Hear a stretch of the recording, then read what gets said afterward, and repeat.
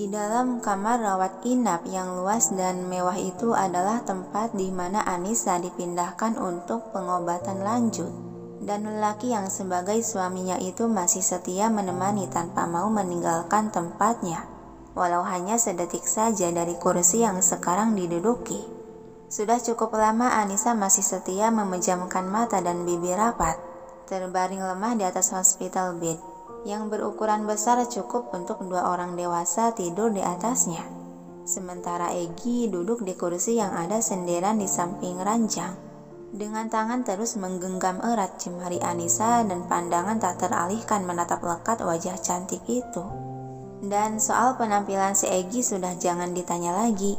Dia terlihat sangat kacau dengan dasi yang sudah mengendur tak karuan, dan kemeja sudah keluar dari dalam celana, sementara jas telah terlempar entah kemana.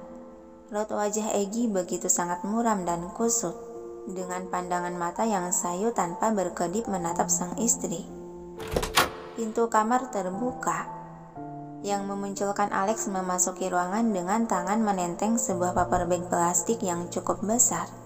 Egy tidak mempedulikan sekitar, sampai tak sadar akan kehadiran orang lain di sana. Dia hanya tetap fokus ke Anissa dengan badan tak bergerak sama sekali dari posisinya. Hembusan napas pelan Alex. Lalu dia meletakkan secara kasar paper bag itu ke atas meja sofa dan membanting tubuhnya ke atas sofa panjang. Egy, panggilan dia menatap ke arah lelaki yang masih dengan posisinya terduduk membelakangi. Tidak mendapat jawaban, Egy, Alex kembali memanggilnya. Dan tetap saja dia tidak mendapat jawaban ataupun pergerakan dari lelaki tersebut. Lagi-lagi Alex menghembuskan napas kasar, dan walau malas dia beranjak menghampiri kursi yang diduduki si Egy. Dia menepuk pundaknya. Hari sudah mulai larut. Setelah tadi sholat isya, kau hanya duduk kembali ke kursi memandangi Nona. Lihatlah wujudmu yang sekarang. Tidak keciumkah bau badanmu, ha? Saya saja yang berada di dekatmu langsung terendus aroma yang tak sedap. Sarkas Alex yang sudah berdiri di samping kursi.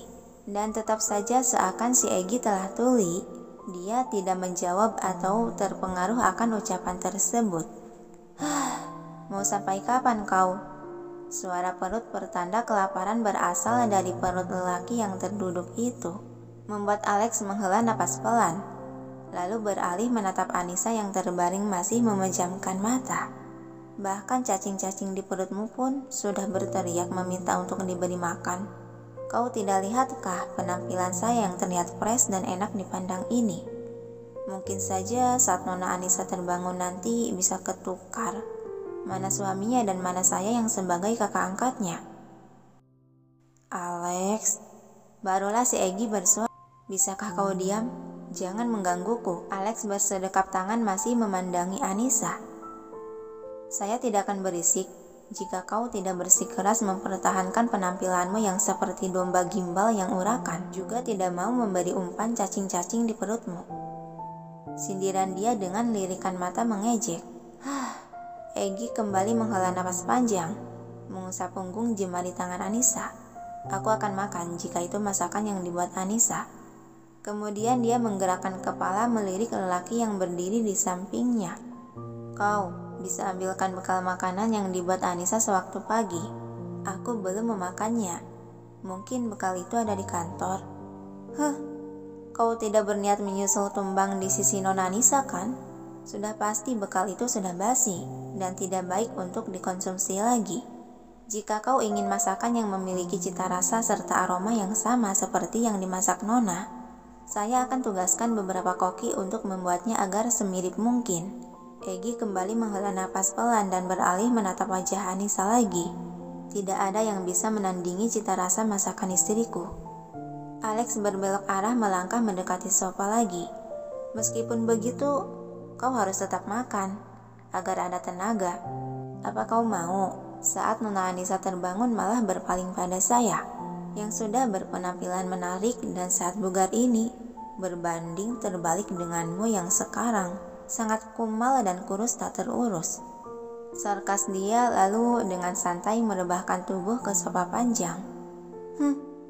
dengusan sebal Egy dan melirik penampilannya yang memang terlihat kusut semrawut. "Kau paling bisa menjatuhkan aku, Lex," ucapnya rendah kemudian bangkit dari duduknya. Sejenak dia membungkukkan setengah badan untuk melabuhkan kecupan lembut di kening Anissa. "Cepatlah terbangun sayang, aku akan kembali," bisik dia mengusap lembut pipi Anissa. Lalu Egy menegakkan badan dan berbalik mendekati meja sofa. "Ayah kemana?" tanya Egy sambil menyambar paper bag plastik di atas meja. "Pulang," sahut cepat Alex. Egy melangkah menuju pintu kamar mandi. "Awasi terus Anissa, tapi jangan menyentuhnya," ucap dia sebelum hilang di balik pintu kamar mandi. "Tentu saja saya tidak akan meninggalkan kesempatan ini." Memandangi wajah Nona yang tengah terlelap cantik. "Sungguh sangat sayang jika dilewatkan, bukan?" goda Alex. "Lex, awas kau jangan macam-macam," teriakan Egy yang sudah ada di dalam kamar mandi. "Ya, saya tidak akan macam-macam. Kau bisa selesaikan mandimu dengan tenang," sahut Alex lagi dengan santai sambil berjalan ke arah kursi samping ranjang Anissa. Dia mendudukkan diri di kursi samping ranjang bekas Egy tadi dan mulai sibuk bergulat dengan ponsel dalam genggaman menarikkan jemari di atas layar mengetikkan sesuatu. Tanpa sepengetahuan Alex, jemari Anissa bergerak pelan dan perlahan bulu mata lentik panjang itu tergerak untuk terangkat yang akhirnya mata Anissa terbuka sayu. Pandangan pertama yang Anissa lihat adalah sebuah langit-langit bercat biru dengan indera penciuman yang langsung menghirup udara yang tak asing. Yang dia tahu kalau aroma itu adalah aroma ruangan rumah sakit yang tercampur dengan disinfektan. "Aku di mana? Apa ini rumah sakit?" Kemudian kedua bola Anissa perlahan dilirikan ke sekitar ruangan. Ternyata benar, aku ada di rumah sakit. Kini netra coklat itu terhenti pada sesosok lelaki yang terduduk di kursi samping ranjangnya. "Kak Alex?" Seketika Anissa membuka mulut mencoba menggerakkan bibirnya yang kering terasa kaku. Kak Alex," ucap dia terdengar berbisik serak dan lemah. Dan Alex yang masih bisa menangkap suara tersebut, sontak pergerakan jemarinya yang tengah menari di layar ponsel terhenti. Dia menggerakkan kepala untuk menoleh ke arah suara. "Nona Anissa?" kaget dia dengan mata melebar. "Akhirnya Nona tersadar juga," ucap dia antusias. Anissa mengulas senyuman membalas tatapan itu dengan tatapan sayu. "Apa aku di rumah sakit? Dan sudah berapa lama aku terbaring di sini?" Alex bangkit dari duduknya dan menekan tombol panggilan yang berada di samping ranjang untuk memanggil petugas medis. Kemudian dia kembali duduk seiring senyuman jahil di bibir Alex terulas. "Benar, Nona ada di rumah sakit. Dan Nona sudah tak sadarkan diri selama 5 tahun. Mendengar kata 5 tahun, sontak kedua mata Anissa melebar terkejut. 5 tahun? Tergagapnya oleh saking terkejutnya.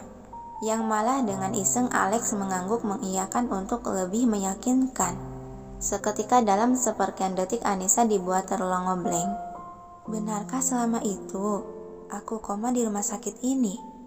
Lalu Anissa melirikkan mata melirik penampilan Alex yang membuat kedua matanya menyipit bingung. "Tapi kok wajah Kak Alex masih terlihat muda seperti terakhir kali aku melihatnya?" Alex mengusap wajahnya dan tersenyum. "Oh, ini memang saya awet muda, Nona." Mata Anissa masih menyipit tak percaya. Lalu terlintas di pikiran dia mengenai suaminya. Jika sudah 5 tahun, bagaimana dengan keadaan Egy? Dia tidak menikah lagi kan? Tanya Anissa, membuat Alex terkekeh pelan menahan tawa dan mengambil gelas dari atas meja nakas lalu menekan tombol di remote control yang terletak di pagar sisi kiri ranjang untuk menaikkan setengah ranjang bagian kepala agar posisi Anissa setengah terduduk. Dia menyodorkan pipet ke bibir Anissa. "Minum dulu, Nona, agar Nona tidak shock dengan cerita selanjutnya yang akan saya sampaikan mengenai Egy dalam beberapa tahun ini." Segera Anissa menyambut pipet itu dan menyeruput airnya hingga habis setengah. Setelahnya dia kembali menatap penasaran pada lelaki di hadapan untuk menjelaskan lebih panjang tentang pertanyaannya tadi. Sekarang ceritain Kak, apa dia benar-benar sudah menikah lagi? Jika benar, dengan siapa dia menikah lagi? Tanya Anissa tak sabaran. Sejenak Alex membuang muka ke arah samping untuk menahan diri agar tidak tersenyum. Kemudian meletakkan kembali gelas ke atas meja nakas. Iya benar. Egy telah menikah lagi dan pernikahan dia sudah 1 tahun kurang. Dia menikah dengan seorang nona yang sangat cantik dan tangguh. Penuturan tersebut lagi-lagi membuat Anissa terkejut bengong. Dia benar telah menikah lagi. Tapi kenapa dia menikah tanpa minta izin dulu padaku? Jadi itu artinya aku telah dimadu. Merasakan hatinya berdenyut nyeri, Anissa menghela napas panjang dan mengalihkan pandangan menatap lurus ke depan. Bahkan dia tidak setia sehidup semati terhadapku. Aku belum mati sama sekali. Hanya 5 tahun tapi dia sudah menikah lagi. Sungguh bocah tak punya hati. Gumam dia dan mendesah kecewa menahan perasaan perih bagai tersayat ribuan pisau. Alex si biang penggoda itu malah berdehem dan menutup bibir menahan tawa saat melihat ekspresi kekecewaan dan murung di wajah Anissa. Kenapa dia mudah percaya saja dengan ucapanku? Sepertinya akan ada pertunjukan menarik nih. Batin Alex malah menikmati penderitaan orang lain.